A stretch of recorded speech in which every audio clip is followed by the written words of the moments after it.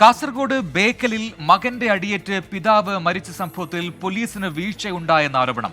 പള്ളിക്കര സ്വദേശി അപ്പക്കുഞ്ഞി മകൻ പ്രമോദിനെതിരെ പരാതി നൽകിയിരുന്നു. എന്നാൽ പോലീസ് വേണ്ടത്ര ശ്രദ്ധ കാണിച്ചില്ലെന്ന് അപ്പക്കുഞ്ഞിയുടെ മകൾ റീത്ത പറയുന്നു.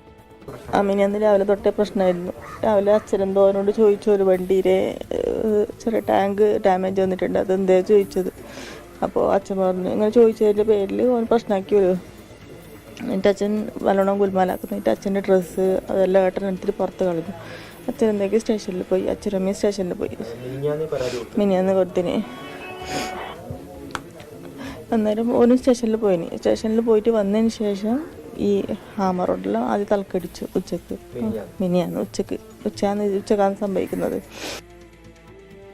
അരുൺ പാറയ്ക്കൽ ചേരുന്ന കാസർഗോഡ് നിന്നും കൂടുതൽ വിവരങ്ങളുമായി. അരുൺ, ഈ പിതാവ് അടിയേറ്റ് മരിച്ച സംഭവത്തിലാണ് ഇപ്പോൾ പോലീസിനെതിരെയുള്ള ഒരു ആരോപണം കുടുംബത്തിന്റെ ഭാഗത്തുനിന്നും ഉണ്ടാകുന്നത്. നേരത്തെ തന്നെ ഒരു പരാതി, മകൻ ഉപദ്രവിക്കുന്നു എന്ന രീതിയിൽ ഒരു പരാതി കൊല്ലപ്പെട്ട അപ്പക്കുഞ്ഞ് നൽകിയിരുന്നു എന്ന് മകള് റീത്ത തന്നെ പറയുന്നു. അപ്പോൾ പോലീസ് അത് ഗൗരവമായി എടുത്തില്ല എന്നതാണ് ആരോപണം. എന്താണ് പോലീസിന് ഈ വിഷയത്തിൽ പറയാനുള്ളത്? അരുൺ പാറയ്ക്കൽ അല്പസമയത്തിനകം വിശദാംശങ്ങളുമായി ചേരും.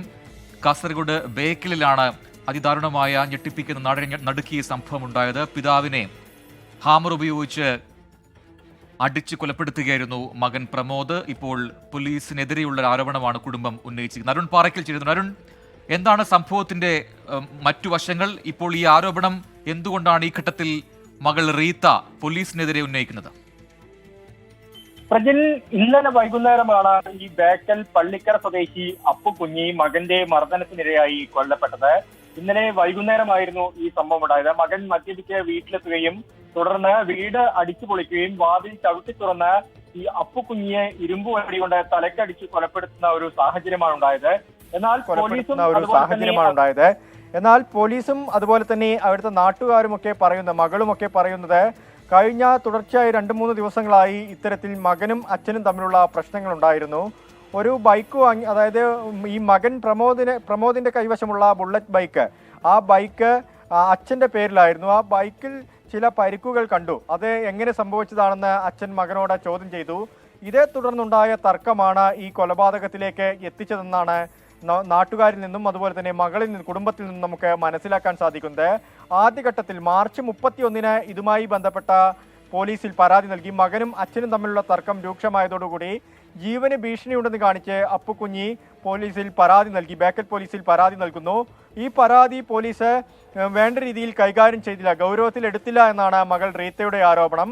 അച്ഛനും അതുപോലെ തന്നെ മോനെയും പോലീസ് സ്റ്റേഷനിൽ വിളിച്ചു വരുത്തി ഒരു ഒത്തുതീർപ്പ് ചർച്ചയിലേക്ക് പോലീസ് എത്തിച്ചു.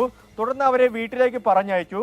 മാർച്ച് 31 ഉച്ചയ്ക്ക് ശേഷം മകൻ ഹാമർ ഉപയോഗിച്ച് പിതാവ് അപ്പുകുഞ്ഞിയുടെ തലയ്ക്ക് അടിച്ച് ഗുരുതരമായി പരിക്കേൽപ്പിക്കുന്നു.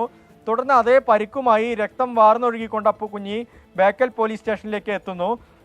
അവിടെ പരാതി നൽകിയതിന് ശേഷമാണ് ആശുപത്രിയിലേക്ക് അപ്പുകുഞ്ഞി പോകുന്നത്. ഈ 22ഓളം സ്റ്റിച്ച് ആ സമയം തലയിൽ ഉണ്ടായിരുന്നു. അതിനുശേഷം തലയിൽ ഉണ്ടായിരുന്നു എന്നാണ് മകൾ റീത്ത നമ്മളോട് സൂചിപ്പിച്ചത്.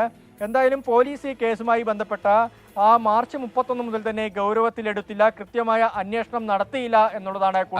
ആദ്യം പരാതി ലഭിച്ചപ്പോൾ ഈ രണ്ടുപേരെയും, ഈ പിതാവിനെയും മകൻ പ്രമോദിനെയും സ്റ്റേഷനിൽ വിളിച്ചു വരുത്തി സംസാരിച്ചിരുന്നു എന്ന് പോലീസ് പറയുന്നുണ്ട്. അപ്പോൾ അത് ആ സംസാരത്തിൽ ഒത്തുതീർപ്പായില്ല എന്നാണോ മനസ്സിലാക്കേണ്ടത്? ഈ ഒത്തുതീർപ്പാക്കാതെ ഇവരെ പിന്നീട് വീട്ടിലേക്ക് പറഞ്ഞു വിടുകയായിരുന്നു പോലീസ് ചെയ്തത്?